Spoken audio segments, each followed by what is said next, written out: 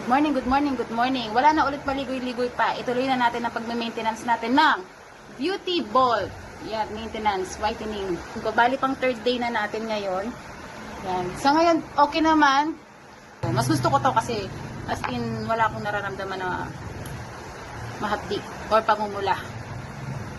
Lalagay na tayo ulit. 2,000 years later. Kasi ang gusto ko lang talaga ma-maintain. Kasi hindi naman ako ma-pimples. Yan. Tapos ang gusto ko lang mag-whiten yung skin ko kasi nga nangitim nga ako dahil labas ako ng labas. Dahil nga yun sa work ko, syempre, meron akong store na kailangan puntahan lagi at bantayan. Yan. Paggising ko, naghihilamos na ako agad tapos ginagamit ko na siya. Tapos naglalagay ako ng ito, yung sunblock niya. Ito yung maga. Bali nga 3 beses ako nakakapaglagay kasi pagising ko, naghihilamos na ako agad. Yung sabon ng Beauty Ball. Tapos ito naman. Tapos naglalagay ako ng sunscreen. Tapos pagdating naman ng tanghali, pagkaligo ko ulit, ayan, naglalagay ako ulit. Tapos sa gabi, night cream niya. Yun naman ang nilalagay ko.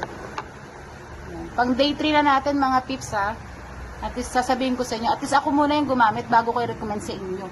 Pero alam ko naman talaga na maganda talaga yung mga feedback ng Beauty Ball. So, alam kong hindi maano ang akin. Ano? Sige na. Nakita nyo naman talaga mga tips. I-recommend ko to sa inyo. Na ako talaga mismo ang gumagamit nito. Hindi ko! Ali, ituloy na natin yung story time natin.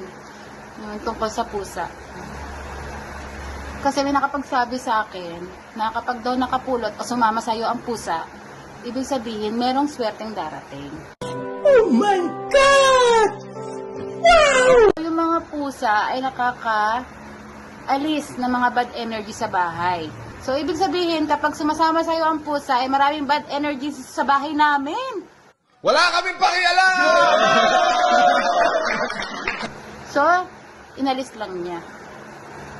Yan. Tapos, minsan naman, nagbasa din ako sa, sa Google na kapag sumama sa'yo ang pusa, ay gusto niya magpaampon. Tapos, meron din naman, na sa Google ko rin nakita, na yayaman ka kapag sumama sa'yo ang pusa.